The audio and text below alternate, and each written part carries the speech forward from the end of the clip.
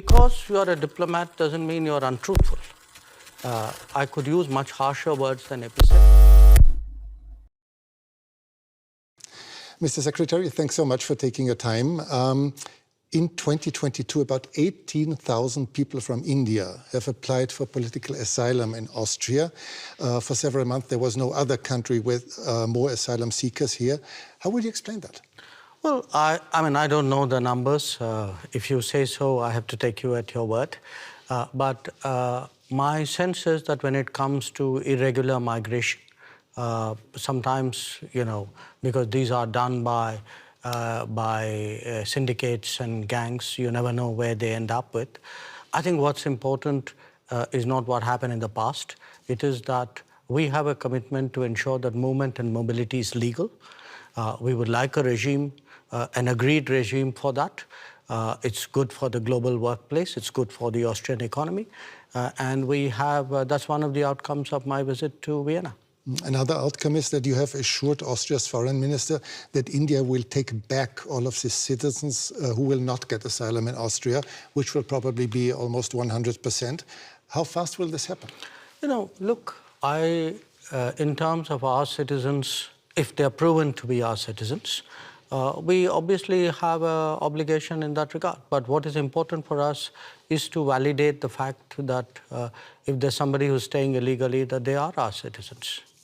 If there are citizens, usually we work it out between the governments concerned. I can't give you a time frame on it because it depends on what is the level of proof that is provided for us and what are the preparations on the Austrian side. So you did not agree on a time frame today?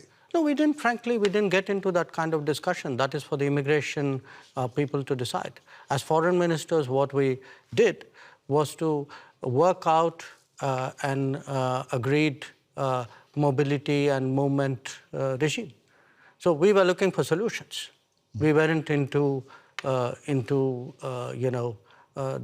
details of returnees' problem. That there are other people whose jobs it is to do that. Let's talk about the war in Ukraine. As you are well aware, the whole world noticed that India, as a very influential country, has never publicly condemned Russia's assault and invasion into a neighboring country. Why is that so? Can you really be neutral in a war for which obviously one side bears all responsibility? Well, look, I think in international relations, you have sometimes very complicated situations. And where we are concerned, we have always taken the position that the way out is for the countries concerned to get back to dialogue and to diplomacy. I'll come to that soon, but is this a complicated situation? Is this really complicated? There's just one big country invading its neighbor. No, look, I can give you many instances of countries who have violated the sovereignty of another country. If I were to ask where Europe stood on a lot of those, I'm afraid I'll get a long silence. So do understand one thing. At the end of the day, we make judgments in foreign policy based on what we think are our long-term interests and what is good for the world.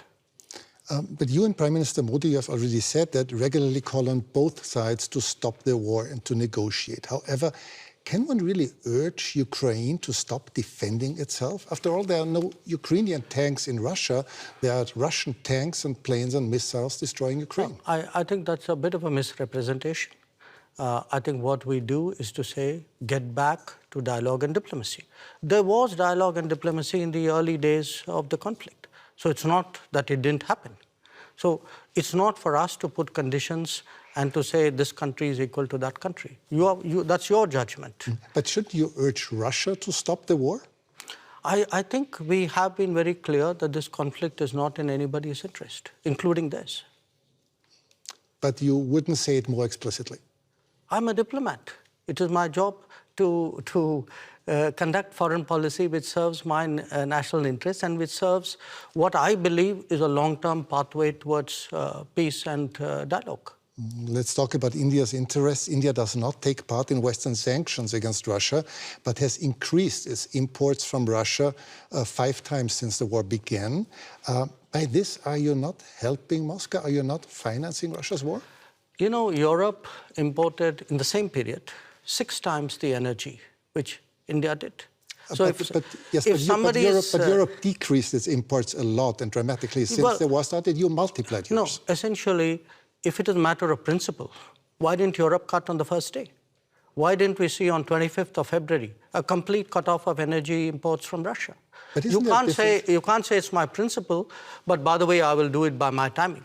Okay, but isn't it the difference between decreasing your imports but still making sure that Europe is not freezing to death in the winter, or just increasing your imports by 5 times? No, Europe has managed to reduce its imports while doing it in a manner in which it is comfortable for Europe. No, comfortable? It's manageable. It's maybe a little bit of an overstatement. Now, if at 60,000 euros or whatever is your per capita income, you are so caring about your population. I have a population at $2,000. I also need energy. I'm not in a position to pay high prices. The price of oil has doubled. So, and what Europe is doing is also moving into the Middle East and diverting production out of the Middle East into Europe and raising prices. So European actions actually are putting pressure on the global oil markets and on my imports as well. So I think it's something which, if European political leadership understandably would like to soften the impact on their population, I think it's a privilege they should extend to other political leaderships as well. Are you reluctant toward Moscow as well, because Russia is India's most important supplier of weapons and military equipment? And therefore? Are you reluctant to criticize Moscow? No, I think, look, we have a relationship with Moscow. We've had a long-term relationship with Moscow. I think it's important to look at that history of the relationship. It was a relationship built in a period when Western democracies used to arm a military dictatorship called Pakistan and deny India defensive weapons. So if we are talking about principles, let's talk a little bit of history out here. So how did the Indian exposure to Russia and previously to Soviet Union get built up? Because the Western democracies, for whatever reason, decided that their natural partner in our part of the world was a military dictatorship. Would you consider India an ally of Russia? No, I think India doesn't. We are an independent country. We do not define ourselves or perceive ourselves in alliance terms. That's very much a Western terminology. It's not a term that we use. Before you said you're a diplomat, but several weeks ago you called Pakistan, your neighbor, the epicenter of terrorism. Well, I did it again today without using the word Pakistan. Yes, and this doesn't sound very diplomatic, does it? No, because you're a diplomat doesn't mean you're untruthful. I could use much harsher words than epicenter.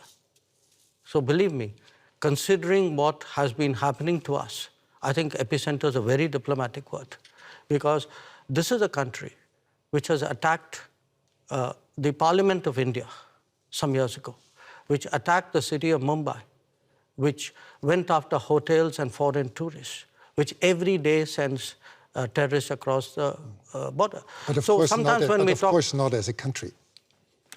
Well, if you control your sovereign space, which I believe they do, if the terrorist camps operate in broad daylight in cities with recruitment and financing, can you really tell me that the Pakistani state doesn't know what's going on?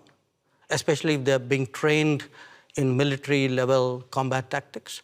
So, when we speak about judgments and principles, why don't I hear sharp European condemnation of these practices which have been going on for multiple decades? Does the world have to be concerned that there someday will be a war between India and Pakistan? I think the world has to be concerned that there is terrorism going on, and the world often looks away. The world often feels it's not my problem because it's happening to some other country. I think the world needs to be concerned about how sincerely and strongly it takes up the challenge of terrorism. But has the world to be concerned about the future war between India and Pakistan? I think the world needs to be concerned about terrorism. That's what you said. Yeah, sure. Because look, if you pose it the way you do, that's like giving a free pass to terrorism, saying, let's worry about the next consequence of it. I am worried about the terrorism. Okay, let's change the subject. You frequently said that India has a very complicated relationship with your neighboring China. Many people around the world are quite concerned that China might, in the near future, intervene militarily in Taiwan. Do you share this concern? I think there's a larger concern which is based on our experiences. The concern is that we had agreements with China not to mass forces in our border areas. And they have not observed those agreements, which is why we have the currently tense situation that we do. We had an agreement not to unilaterally change the line of control, which they have tried to unilaterally do that. So there is, I think, a perception that we have which derives directly from our experiences. Now, where else the status quo may change or not change, I would hesitate as a foreign minister to predict publicly. I may have my own views and assessments. But I certainly can share my experience, and my experience is that written agreements were not observed, that we have seen levels of military pressure which in our view has no justification. China would say the opposite. They would say that India had not obeyed different agreements. But obviously, you see it No, otherwise. I think it's difficult for China to say that for this reason. The record is very clear because today, there's a lot of transparency. You have satellite pictures. If you see who moved the forces to the border areas first, I think the record is very clear. So it's very difficult for China to say what you suggested they could. India will probably overtake China as the world's most populous country within this year. Is this fact of any political significance to India, or is it just a mere statistic? We'll know that when we reach there, won't we? Yeah, because we have never used numbers in that manner. Maybe other countries have. I would still say, to a large extent, it is a statistic, large extent. But you will have a situation where the world's most populous country is not among the permanent members of the Security Council. And what does it say about the state of the UN if that is the case? So it's a kind of both a yes and a no. It's partly a statistic, but I think it's a statistic which means a lot. For several years, you have called for a permanent seat on the Security Council, as have Brazil, as has Japan or Germany.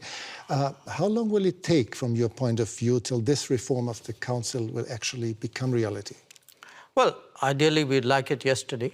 Of course. But the problem, I think, is that those who are today enjoying the benefits of permanent membership clearly are not in a hurry to see reform. I think it's a very short-sighted view, in my opinion, because at the end of the day, the credibility of the UN and, frankly, their own interest and effectiveness is at stake. So my sense is it will take some time, hopefully not too much time. I can see a growing body of opinion among UN members who believe that there must be change. It's not just us. You have entire Africa, entire Latin America left out. Developing countries vastly underrepresented. I think the state of the world, this was an organization invented in 1945. It's 2023. And when you would have to guess for a year when this will happen, what would it be? No, I wouldn't guess because I know the complexities of this process.